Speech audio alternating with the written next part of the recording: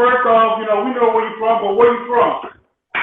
New Orleans, man, Magnolia Projects, you know, a little bit, really the whole city, you know what I'm saying? Kind of like born in the tent wall, had a grandmother stayed in the Melpomene and a grandmother stayed in the Magnolia, and then we wound up moving in the project in the Magnolia too. So my whole life pretty much was projects. Right. Yeah. So, you know, the interesting I saw was, you know, when you coming up, when you first got into music, you start out writing. Yeah. I actually was a writer for cat named DJ Jimmy. You know, my dude Precise put me on with that in the beginning, and that's where it all started from. You had to bounce for the Juvenile. Yeah, bounce for the Juvenile, where they at. The list long, man, with that. See, but what I thought was interesting was you were too young to go into the club, so you were just doing the writing. So did people pay you for writing the rhymes, or did they just take the rhymes?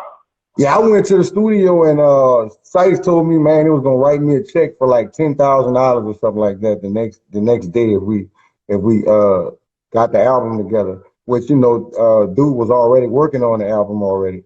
And I came in and did my thing. You know, if you tell somebody 15, 16 that he gonna get a check, $10,000, man, come on, man, you know.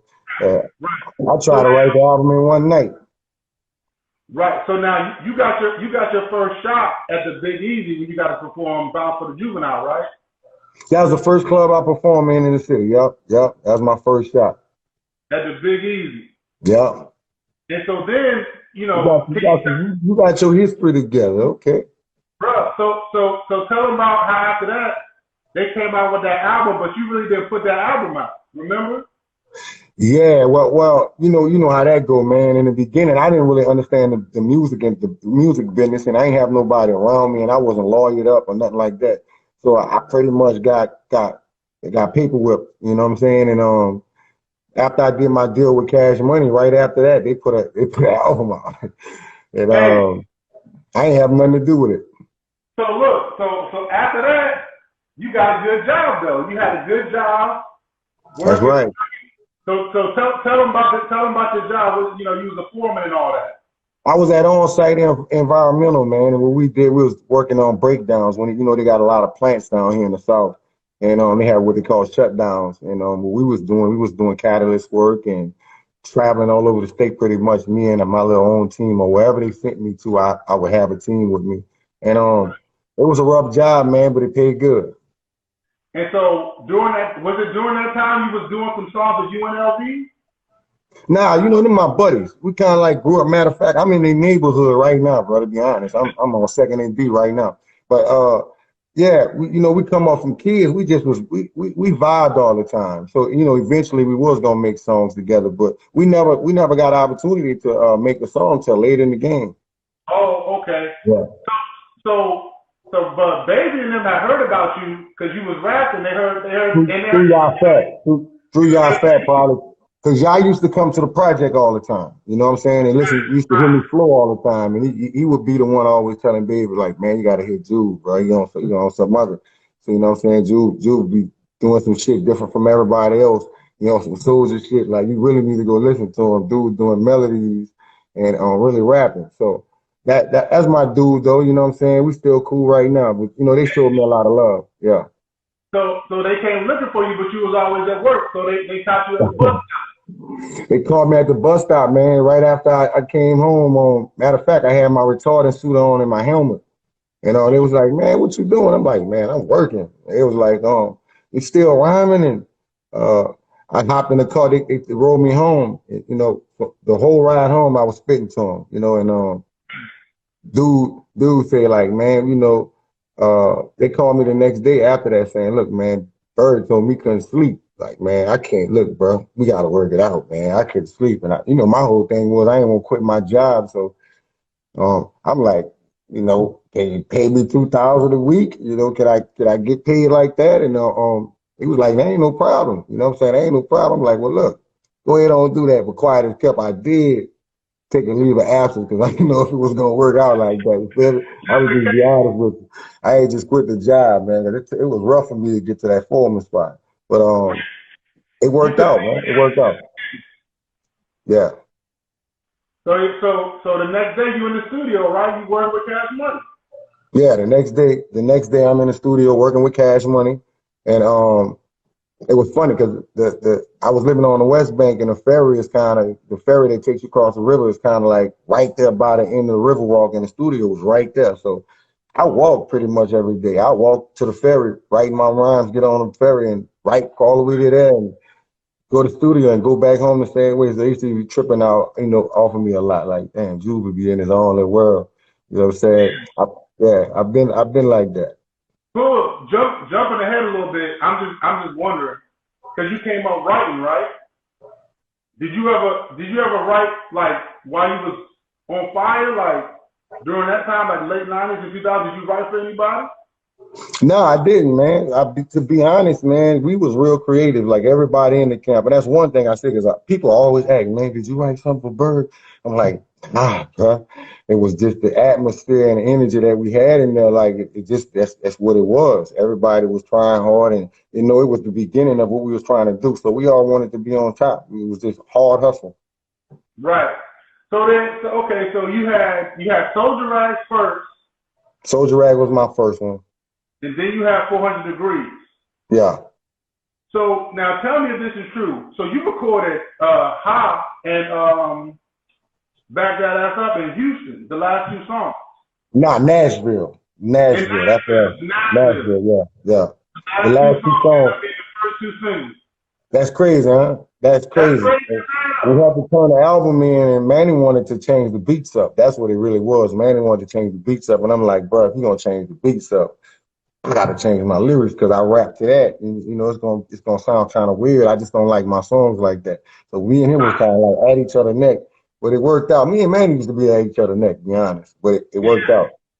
Yeah. So when y'all used to, so first of all, shout out to 400 Degreez, the biggest selling album ever on Cash Money, 4 times platinum. So shout out to 400 Degreez, man. Like man, appreciate it.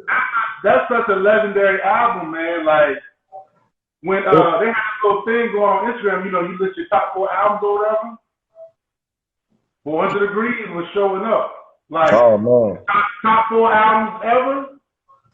But the truth about that album in the era when we was recording, like I didn't know what songs was gonna actually be on 400 Degreez because we used to go in the studio and just record. So it was like always the next man up, and you doing verses and doing songs. Like I didn't hear them songs in a minute before they put the album together. It was really Slim and Bird really thinking it out, and Manny Fresh really thinking it out, putting the commercials and stuff on it to put it together. But I can honestly say that everybody that was on that album had a lot of input on that album, not just me. It wasn't Juvie in the studio trying to, hey man, do this for me, do it. It was them coming in with hooks, ideas. We can go this way, we can do this, we can try this. Because remember, I didn't know we was working on my album. We was just in the studio. None of us. We was just in the studio recording songs. Yeah, and it turned out and it all came together to be a classic album. So it feels like y'all all was working on. That's how good it is. Like it feels like y'all really was focused on that album, and it came out crazy good.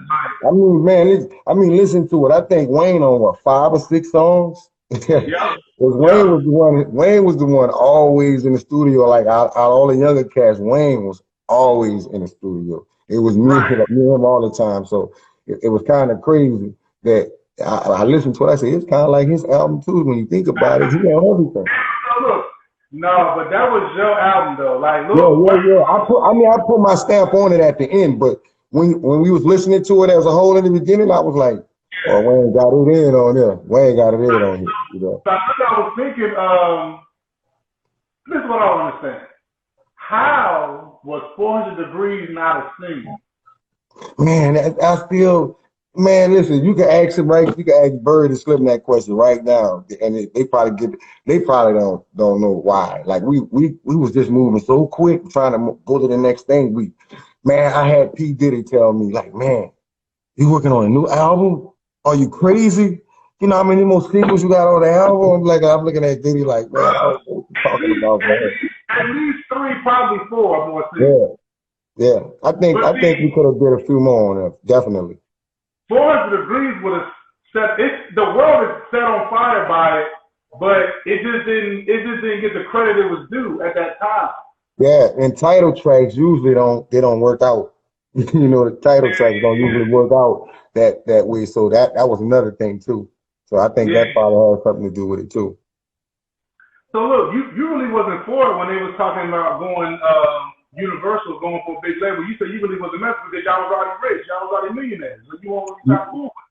Yeah, I was stuck in my ways a little bit, feeling like we could build our own powerhouse, wanting to go to other, try, just do things different, go against the grain. You know, I felt like, we came in the game and got a deal for $30 million. That was game changing. So why Right. not be the one? And I think it So was 80-20 deal. yeah, and a deal like that make you think though. You know, it really makes you think about like, wow, they, man, are we sure about this? Because maybe we were.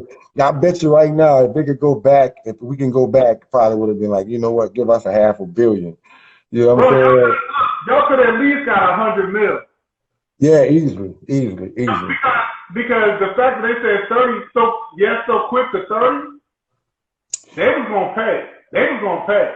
And Slim and them weren't moving. They wanted that. They wasn't walking away without that 30. I mean, I think they, to be honest, I think they wanted more, to be honest, in the beginning, but I don't know how. But I don't know how it worked. Who pulled the, who said, let's go with it. I really don't know the story, but I was just happy as hell. I remember Slim telling me like, Juve, I feel like getting out this car on the highway and just running. So I Yeah. figured, I figured, and then the 30 mil, and then that Right. stuff popped up on, and What then was it popped up on the tabloids, and everybody telling me like, Juve, you just got 30 mil, man, break me up. I said, wait, bro, that's not how it works. Yeah, I didn't get 30. We got 30. yeah, they thought I got 30. Yeah. Hey, look, y'all were all over the news after that, though. It was everywhere. That was love, though, man. It was love, and then I mean, look at how many deals inked after that, bigger than that. So I feel like it was game changing. So let's talk about that time, man, when y'all was damn Cash Money, Hot Boys, on fire, burning the world up. I'm talking about y'all was burning the world up so bad. I'm from Virginia Beach, right?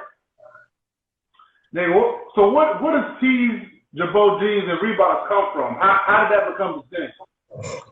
I don't know exactly. I will say this though. The Magnolia had a whole lot to do with that because Magnolia Slim, may he rest in peace. My dude had like he had this thing with the Soldier Reeboks. You know what I'm saying?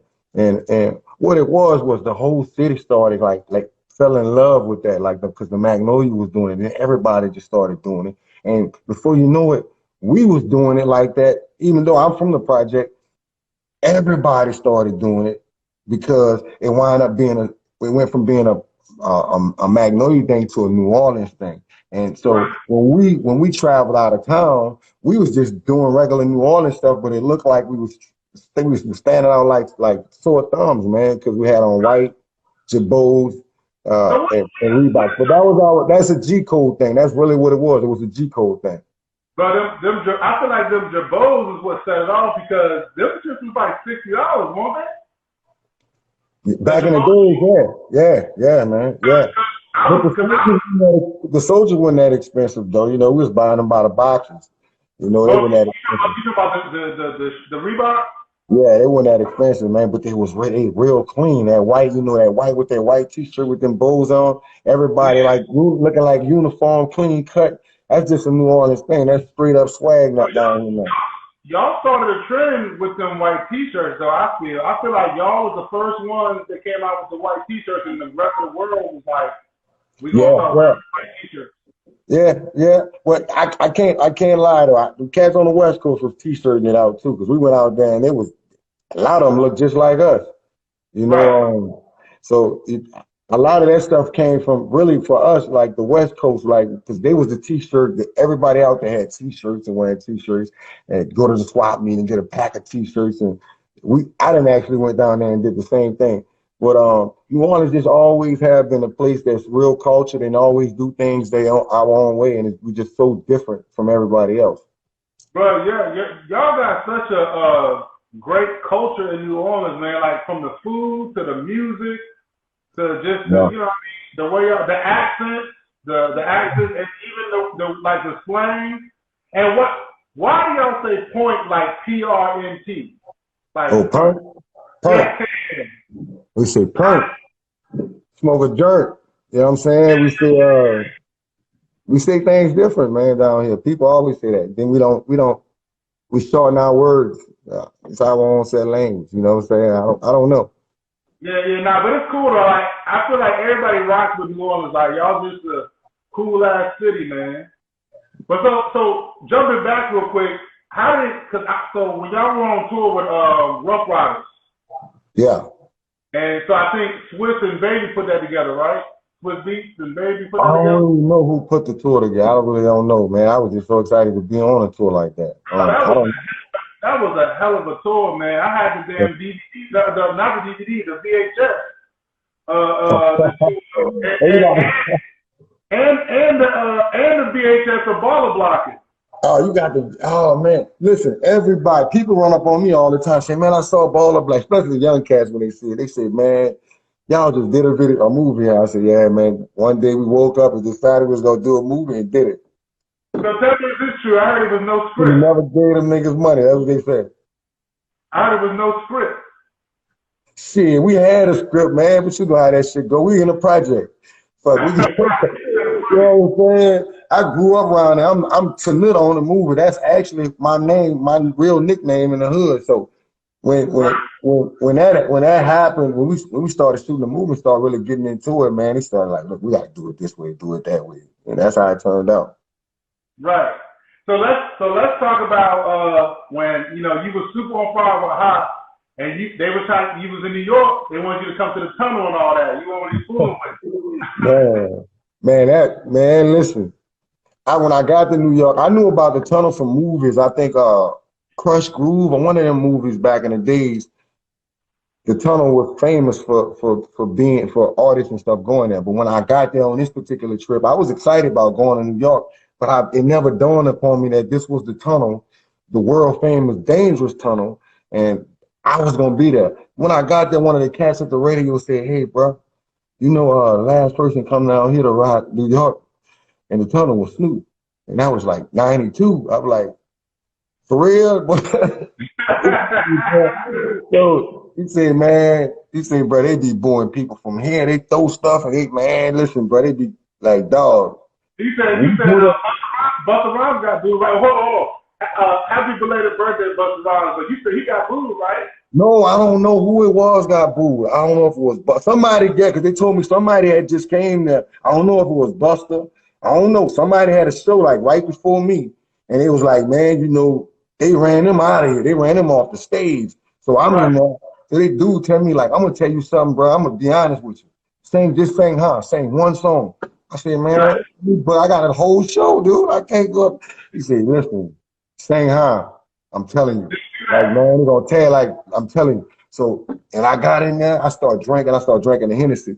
I get full of the Hennessy. I'm real Jew. Now I'm turned up now. Now ain't nothing bothering me. When I get on the stage, I say, what's up, New York? Da, da, da, da, da. Take my shirt off and I got the bottle in my hand. We just start rocking. We sung high for like 30 minutes. He was right. I tried to sing a couple other songs and I saw how the mood was changing quick. Man, it turned out like, I tell you, I turned that bitch back on, bro. Let's run that all night. I had a good time, man, and I was the first person in like that many years to come to New York in the tunnel and rock it. I rocked the tunnel. Now, how many motherfuckers did that? You did it with one song. That's a legendary song. Hey, man, I listened to what the people told me, man. I listened. They ain't tell you wrong. Hey. And then Jay-Z ended up getting on there. That's when it took off. It made you go to New York. Man, Jay-Z, man, to be honest, like I was already a fan. I was already like in Cash Money like talking about Jay-Z because they really was on some West Coast. All they listened to was like West Coast music.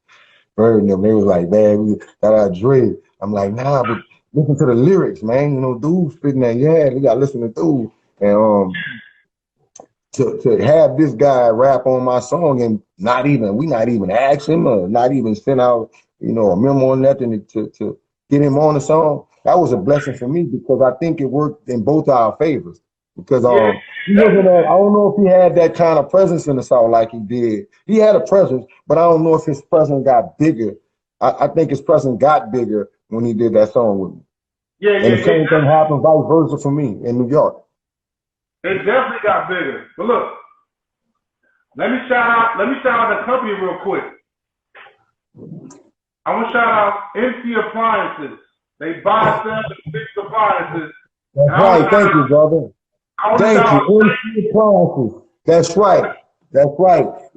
Everybody in the loop, we got 2 locations, man. Y'all come through, man. I know it's a rough time right now, and a lot of you people are at home right now. You need to wash and dry to wash them clothes because you got that COVID-19 on it. You've been outside, you done went to the stove, you know, and you got to cook. So get your stove while you at it. You know what I'm saying? Get all your appliances, MC Appliances. Show love.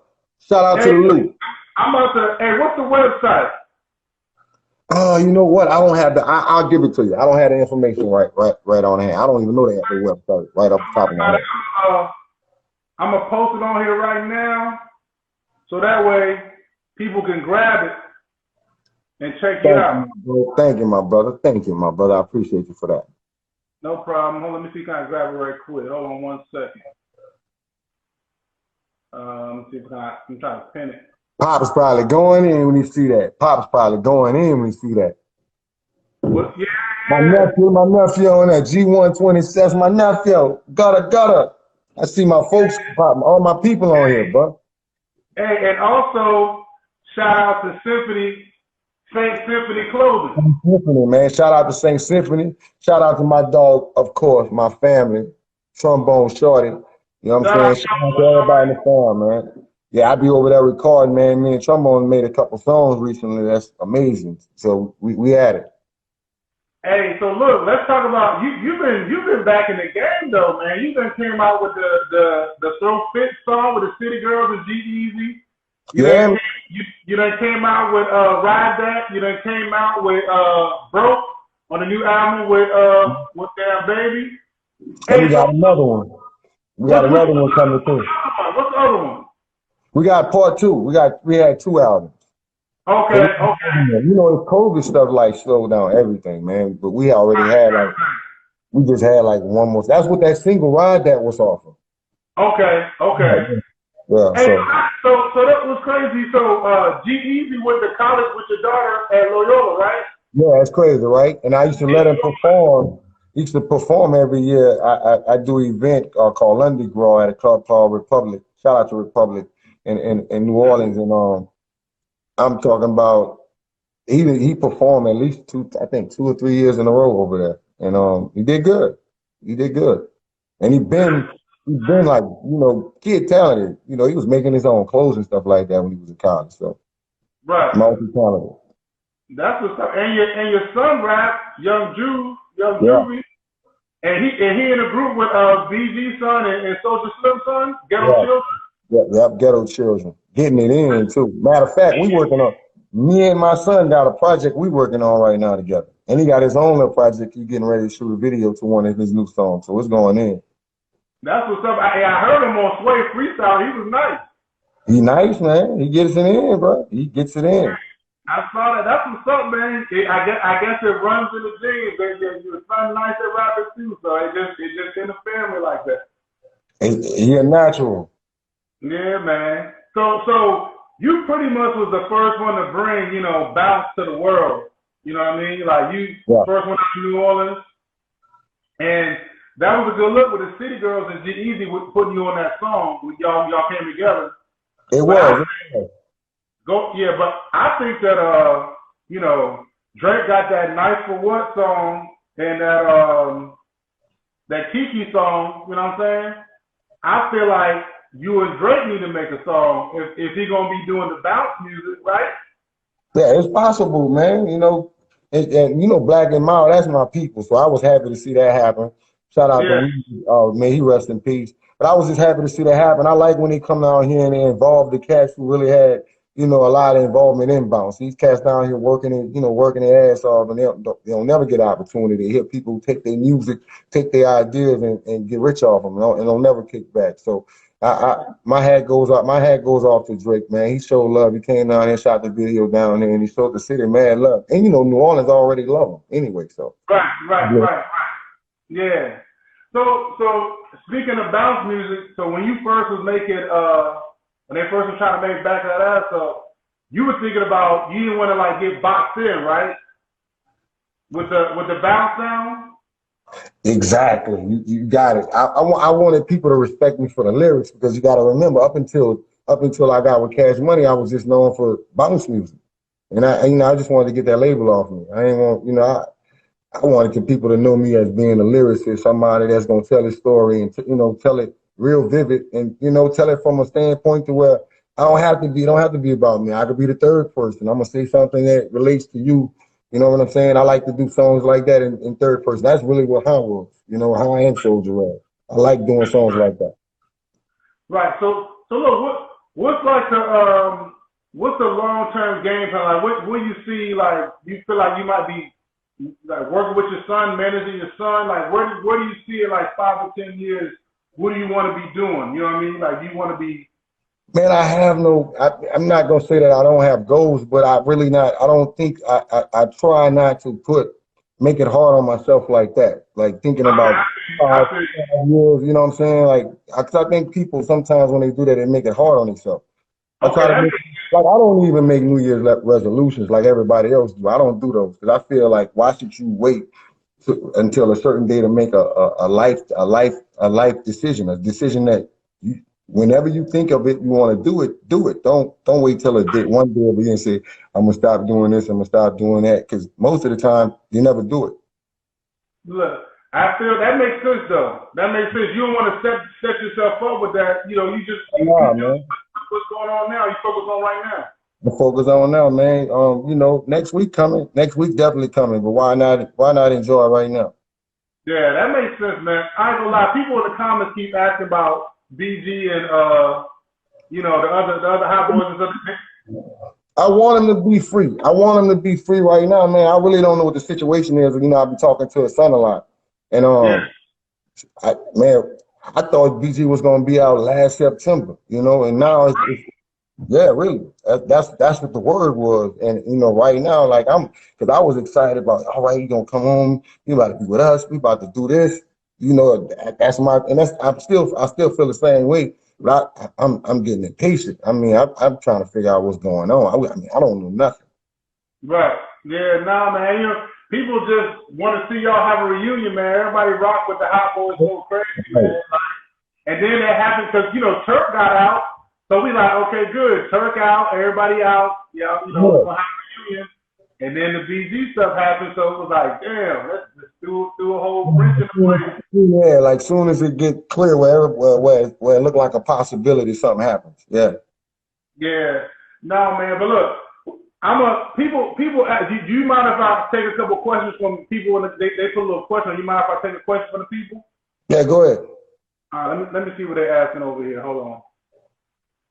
So they said, somebody said, who wrote Soldier Rags? And what's your favorite song? Your favorite personal song? My favorite personal song of all my songs all time is, I'm not gonna lie, 400. I just love 400 a lot. That's why I say in my show. And Soldier Rag was kind of like, I didn't really write Soldier Rag. I just feel that was like a freestyle or something that we just pieced together, to be honest. Right. So move on alcohol. That's what that was, to be honest. But it's my idea. Nobody write nothing for me. I don't do that. I got you. So look, people want to know how is New Orleans doing right now? The city of New Orleans, y'all coming together? I mean, to be honest, I'm pretty much my way, so I don't really know like the conditions of everything. But I think pretty much like every city, people just trying to figure out what's the next move. You got people moving and you got people staying inside and ain't coming outside at all. Right, I got you. Hey, so what other question I had? One thing I noticed about y'all, man, when y'all made y'all music amongst yourselves. Y'all didn't have a whole bunch of features. It was Cash Money featuring Cash Money. Yeah. But y'all had a couple in there like Bun B, I noticed. Like, You felt like Bun B was one of us. Okay. So, And how did that come about? Like, how did Bun B just become like Cash Money? now that's a question you gotta ask probably Birdman and Slim can answer because when I came to Cash Money, Bun B was already friends with theirs. They was already doing music. So I'm Yeah. kind of like, ass. He was around before me. Like I was in the Right. studio the first day I met Bun B, and I recorded a song with him and didn't even know who he was, but knew all his music. Didn't know the face. So that that's how it was back then. Right. Hey, so you know how they got all those versus battles going on right now. You just watching those versus battles? Oh yeah, What do you think about those? Did you think you would do one? a verse battle, a versus battle, somebody. Yeah. I, not me. I'm not big on that. I get entertained by just watching somebody else do it. To be honest, I like Yeah. my the first battle. I let everybody else do it for me. Maybe somebody jump on and play my music for me and battle somebody. But me personally, I don't get a kick out of it. You ain't trying to do that. Nah, man, nah, not really. I got you. So look, just closing out, man. Like, what's some people that you want to work with that you haven't worked with before, and who's some people that you have worked with before? Like, who's your favorite artist that you worked with so far? Like, a lot of artists that I work with, I actually wasn't in the studio with them. Most of the stars, but I pretty much done work with everybody. But I got a new song I got with Roddy Ricch that I recorded. I already had his vocals on it. I just recorded my vocals last night. But I'm like that. I like the new sound, man. I like the young cats. I always been one of them cats that don't hate on the youth, hate on the new, and get mad at them for what they do. Because I always tell the older cats just like me, like, man, we was their age. We was their age, and we had the same problem. The older cats want to, hey man, ain't no rules. You tell your story, you get your money. All you young cats out there going, you don't know, going through whatever you're going through. I'd rather see you getting that money than see you somewhere else. You feel me? So I congratulate the youth, especially all the new artists. I like listening to them. So you got NBA young boy out of Yeah, Louisiana. yeah. You Boy, rock with coming. I like the melodies. I like the melodies, man. And he getting it in. I just heard the song he did with Future. I like that. Yeah. So who would be who? So like out of the rappers that's out right now, who would be like your top five? That's like the guys that's out right now. My top 5 guys right now. I hold a few of them on that pedestal. I like Kendrick. I like Drake. I like, of course, Wayne, my number one. I always tell people, Wayne, to me, I think Wayne was one of the greatest rappers ever. So Wayne always on my list. But you saying like new, um, man, who else? I like Cole. I like J. Cole. I don't want to cheat the game by saying the wrong name, but of of course I like Future. You say you like Future? Yeah, I like Future. Bruh, I'm so glad you said that. Cause look, I rock with Future. We done talk, we done did songs together, and Future always told me like, man, Jude, like man, I fuck with you hard. I come up off your shit. So you know what I'm saying? I listen to his music and I hear a little jewelry here and there in there. It's all Yeah. love. I like it. Hey, look, Juve, I ain't gonna hold you up, man. I know you got stuff to do, man. I just want to tell you, man, I appreciate you jumping on here. Everybody that's on here in the comments appreciate you, man. You a legend. You not just a New Orleans legend. You a legend, period. Up top. So like I said, I appreciate the time, man. Blessings to everything you're doing. Thank you for your contribution to the game, man. And have a blessed night, man. Thank you. All right, man. Free BG. Y'all stay safe. For sure. All right, man.